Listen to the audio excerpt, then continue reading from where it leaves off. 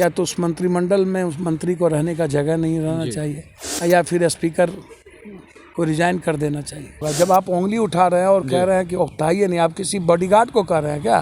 पूरी विधानसभा कत्ल हो गई, पूरी मर्यादा खंडित हुई है, सब हमाम में नंगे हैं। नमस्कार, आप देख रहे हैं लाइव सिटीज़। मैं हूं आपके साथ सौरभ राज। बिहार में सदन के अंदर पूरा हाई वोल्टेज ड्रामा देखने को मिल रहा है, कभी सत्ता पक्ष के द्वारा तो कभी विपक्ष के नेता। हमारे साथ पप्पू यादव, इनसे जानेंगे कि क्या इसी तरीके से सदन आगे बढ़ेगी, जनता के मुद्दे सदन में उठेंगे। क्योंकि कभी आरजेडी के विधायक भी इस तरीके से करते तो कभी भाजपा जो खुद सत्ता में है सर, जिस तरीके से जो हाल में देखने को मिली सदन में, क्या ये बताइए सर कि जिस तरीके से पहले तेजस्वी यादव के द्वारा रामसूरत राय का मामला उठा, फिर उनके मंत्री सम्राट चौधरी ने जिस तरीके से सदन में दिया, क्या कुछ कहिएगा सर इस पर? सर पहले तो सदन के जो नेता हैं जी, वो सदन के पूरी कस्टोडियन है। स्पीकर सर्वोच्च होता है जी। नियमावली कैसे चलेगा, हमारा रूल्स सीआरपीसी एक्ट कैसे होगा, वो तय कौन करता है? एक तो सर्वोच्च न्यायालय ये देखता है कि हम किसी चीज़ों को लांघते तो नहीं हैं, सीमा सीआरपीसी का इंटरप्रिटेशन को गलत तो नहीं करते हैं। तो सर्वोच्च न्यायालय, हाईकोर्ट हमारे इंटरप्रिटेशन को बताता है, वो हमारा सर्वोच्च है। लेकिन सदन में देश का जो लोकसभा है, विधानसभा है, ये सर्वोच्च है। वहाँ हमें मर्यादाओं को हम नहीं लांघ सकते, हम लक्ष्मण रेखा नहीं लांघ सकते। हमें एक सीमाओं में रहने की आवश्यकता है।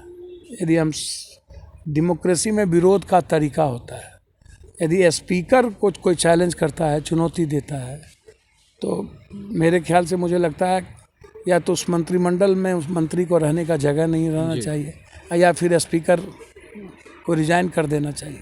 स्पीकर को रिजाइन कर देना चाहिए? बिल्कुल, निश्चित रूप से, इसमें कोई बहस का मुद्दा ही नहीं। जब स्पीकर के गरिमा को लगातार कभी डिप्टी सीएम, वो माफ़ी मांगे हैं। नहीं, माफ़ी मांगने से क्या होगा? जब आप उंगली उठा रहे हैं और कह रहे हैं कि उठाइए नहीं, आप किसी बॉडीगार्ड को कर रहे हैं क्या? चपरासी को बोल रहे हैं क्या? माफ़ी मांगने से क्या होता है? किसी के कत्ल करने के बाद माफ़ी का क्या मतलब है? चलिए, मतलब एक तरह से कत्ल हो गया वो अध्यक्ष की। भैया पूरी विधानसभा कत्ल हो गई, पूरी मर्यादा खंडित हुई है, संविधान को चैलेंज हुआ है जी। पूरी सदन की गरिमा चली गई जी। स्पीकर का चेयर का मतलब है कि पूरा सदन, किसी एक व्यक्ति पे नहीं। बिहार विधानसभा की गंभीरता इतनी समाप्त है जी कि उसे बिहार के मुद्दों से, बिहार के कॉमन लोगों से, बिहार के आम गरीबों से, बिहार के डेवलपमेंट से, बिहार के इशू से, हत्या से कोई मतलब ही नहीं है, पढ़ना है ही नहीं। 2 बजे के बाद जो डिबेट है, जो प्राइवेट बिजनेस होता है, विधायक का अपना, एमपी का, विधायक का सदन में अपनी टाइम होती है, उस पर आप बहस नहीं करते हैं, उस पर आप पढ़ के नहीं आते हैं। आप क्वेश्चन आवर में आप घेरते नहीं है। क्वेश्चन आवर में आप विपक्ष का जो नेता है उसको गंभीरता दिखानी चाहिए। अब विपक्ष के नेता को तो तेजस्वी यादव तो काफ़ी गंभीर नजर आ रहे हैं। मैं किसी चीज़ों को नहीं जानता, वो तो पता चलता है, वो तो दुनिया देखती है। जो क्वेश्चन आवर की गंभीरता को ना समझे, सदन में बचपना से सदन नहीं चलती है, हो से नहीं चलता। शून्यकाल की में हम किस मुद्दे को उठाएंगे, शून्यकाल के बाद का डिबेट क्या होगा, क्वेश्चन आवर में आज जो क्वेश्चन है तो किस क्वेश्चन पर फोकस करना है मुझे?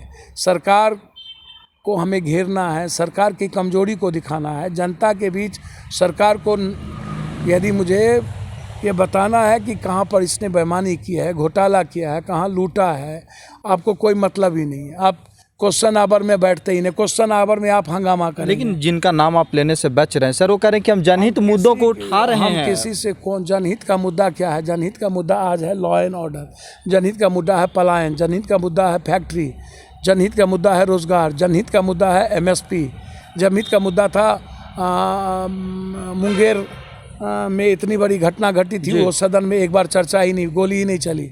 जनहित का मुद्दा है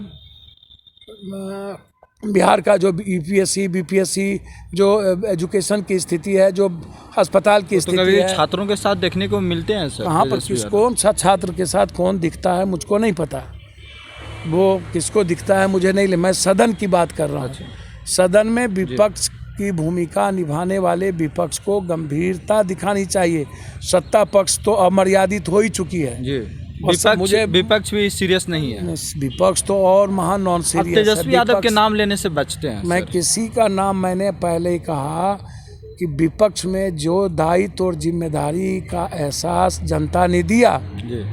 उसको सिर्फ पेपर में और अपनी राजनीति की हल्की फुल्की राजनीति के लिए यदि सदन को 24 घंटा आप खत्म, पहले से ही बिहार में डिबेट का बहुत बड़ा मुद्दा नहीं है और पहले से ही सिर्फ मार्च वाला और अप्रैल वाला जो ही सेशन है, फरवरी मार्च वाला लंबा चलता है, उसके बाद तो 2-4-5 दिन का सेशन पूरे साल होता है। पहले ही आदत नहीं है हमको बिहार में सेशन चलाने की, डिबेट में जाने की, अच्छी डिबेट में बात करने की, अच्छी बहस में जाने की।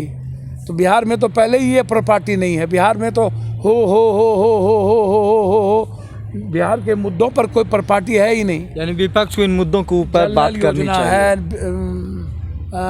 हरियाली यात्रा है, डिबेट है, बालू माफिया है, जमीन माफिया है, सब कुछ, और सब इन्वॉल्व है ये। हाँ, सब हमा में नंगे हैं। शीशे पक्ष विपक्ष दोनों हैं। शीशे के घर में रह करके पत्थर फेंकिएगा जी, सूप बाजे तो बाजे, चलनियों बाजे, 100 छेद खुद है। खुद घोटाला से घिरे हुए हैं, सीडी और ईडी से घिरे हुए लोग हैं सभी लोग। तो आप किस मजबूती के साथ फेस कीजिएगा? सदन को नियम के अनुसार चलाइएगा ना, और पढ़िए लिखिएगा नहीं। कोई लगभग 80-90% जो वहाँ पर एमएलए है, जनप्रतिनिधि है, पढ़ के आना नहीं है, सिर्फ एक दूसरे को व्यक्तिगत टिप्पणी करना है। विपक्ष वाला या दोनों? सदन में व्यक्तिगत टिप्पणी नहीं होता है कभी। और बिहार में 90% एक दूसरों के व्यक्तिगत टिप्पणी होती है।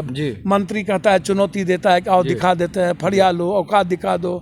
औकात क्या है, खानदान क्या है, कोई कुछ बोलता है, कोई वो बोलता है कि हमारे बाप से आए थे भीख मांगने के लिए, पैर पकड़ा था। बात तेजस्वी यादव बोले थे, फिर नाम लेने से बचे। मैंने कहा वही तो मैं कह रहा हूँ यार, किसी का नाम लेना नहीं लेना जरूरी नहीं है। जो सदन का प्लेटफॉर्म में मैं उसकी बात करता हूँ। कोई स्पीकर को ही चैलेंज कर देता है, लगता है उसका नौकर बैठा हुआ है, उंगली दिखा करके। कोई डिप्टी सीएम कह देता है आप डराते हैं, तवज्जो देते हैं दूसरों को। तो इस तरीके से जो गंभीर सवाल है, लगभग मुद्दे से अलग हटना, लोगों की बात नहीं करना, जिम्मेदारी का एहसास नहीं करना।